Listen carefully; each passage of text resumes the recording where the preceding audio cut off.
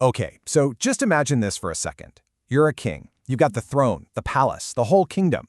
And then boom, it's all gone, snatched away. And the person who did it? Your own son, who, by the way, now wants you dead. This is the story we're diving into. King David, a leader at his absolute lowest, with his back against the wall and a world that has completely turned on him. So as he's fleeing for his very life, this is what he hears. Not words of encouragement, not whispers of support from loyalists. No, he gets a full-on shower of curses and stones from some guy on the side of the road. You have to understand, this isn't just some political problem. This is personal. This is public humiliation on a massive scale. So yeah, a king on the run. And let's be really clear about what that means. David is in exile. This isn't just some strategic retreat. It's a desperate, headlong flight from a full-blown coup. And it was all orchestrated by his own son, Absalom. The capital city, Jerusalem, is gone. It's fallen. And David, he's out in the wilderness with just a few people who are still loyal to him. And this is where the real story is. This is the ultimate test, right? We're not looking at a king sitting on his golden throne, basking in glory.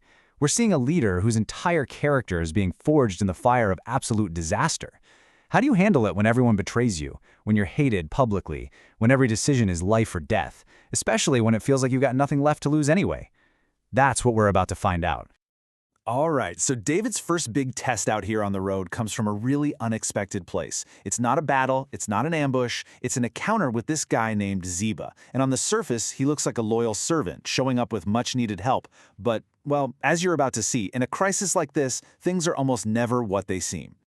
I mean, just look at what Ziba brings. This isn't just a symbolic gesture, it's incredibly practical stuff. Donkeys, because people can't walk forever, 200 loaves of bread, 100 raisin cakes, 100 fig cakes. That's serious energy for his men, and a skin of wine to refresh everyone who's just completely exhausted. For David and his crew, who are desperate and on the run, this must have felt like an absolute miracle, a real, tangible sign that someone was still on their side.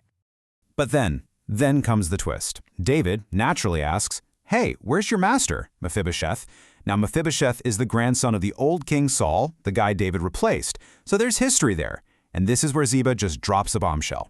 He says his master stayed behind in Jerusalem. Why? Because he thinks, today the Israelites are going to give me my grandfather's kingdom back. I mean, talk about an accusation. That's straight up treason.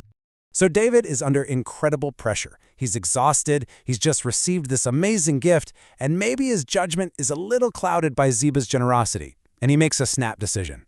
Right then and there. He says, all that belonged to Mephibosheth is now yours. He gives the servant his master's entire estate. And this is so crucial. In the fog of war, information is a weapon. David just made a massive, life-altering decision based entirely on one guy's story. So the question is, was that justice? Or did David just get played? Okay, so as if dealing with potential backstabbing wasn't bad enough, what happens next is even more direct.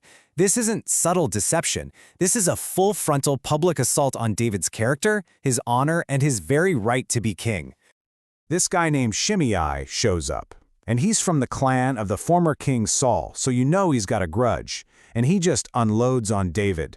I mean, this isn't some polite political protest. It's raw, it's physical. He's literally pelting David and his officials with stones, kicking up dirt to shower them with dust, and just screaming curses at the top of his lungs. Now, David's general, a guy named Abishai, he has the reaction you totally expect, right? He is furious. He's looking at this guy, calling him a dead dog, and he sees this as an absolutely intolerable insult.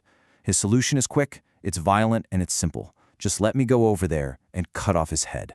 I mean, that's the standard operating procedure for treason, right? A military guy sees a threat, he wants to eliminate it. But David's response is something nobody saw coming. Instead of saying, yeah, go for it, he tells his general to stand down.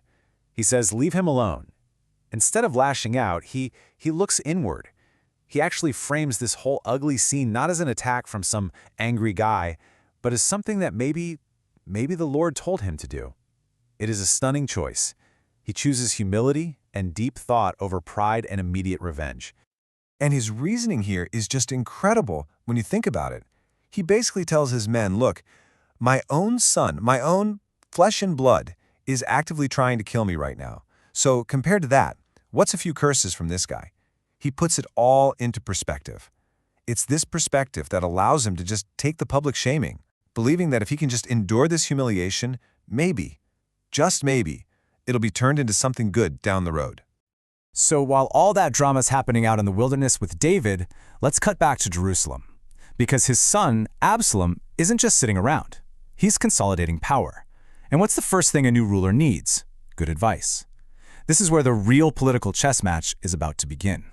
So Absalom gets his inner circle together, and you've got two major players here we need to watch. First, there's Ahithophel. This guy is a political genius. Seriously, his advice was considered so good, it was like hearing from God himself. Then you've got Hushai, and this is interesting. Hushai was David's longtime friend and confidant, and he's just shown up, seemingly defecting to Absalom's side. The tension in that room must have been insane.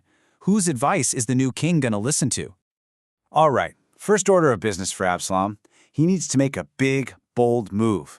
He needs to do something that screams to all of Israel, I'm in charge now, and there is absolutely no going back. So he turns to his star advisor for a plan. Now, before I tell you what this advice is, you have to really get how important Ahithophel was. I'm not kidding. The text says his advice was like one who inquires of God. It was that good, that reliable. So whatever he's about to say, everyone's going to assume it's the most brilliant, surefire move you could possibly make. And the advice he gives is, well, it's shocking. But from a strategic point of view, it is absolutely brilliant. He tells Absalom, here's what you do. You take the concubines your father left behind, and you sleep with them. Publicly. This has nothing to do with lust, okay? This is a cold, calculated political masterstroke. The stage? The palace roof, in full view of everyone. The goal? To make himself so obnoxious to his father that everyone knows reconciliation is impossible. The result? Every single one of his supporters is now locked in. They know there's no turning back. They are fully committed to his cause. And he does it. Absalom actually goes through with it. They pitch a tent right there on the palace roof, and he follows Ahithophel's ruthless advice to the letter.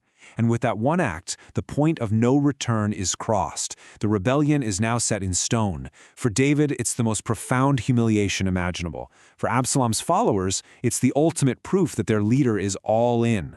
A civil war is now completely unavoidable. So what we're left with here is this really stark contrast, isn't it?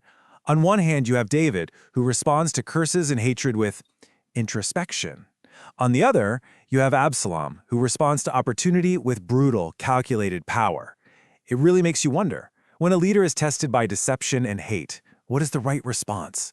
What really defines leadership in a crisis? Is it patience and humility? Or is it decisive, even ruthless action? This story for sure doesn't give us any easy answers.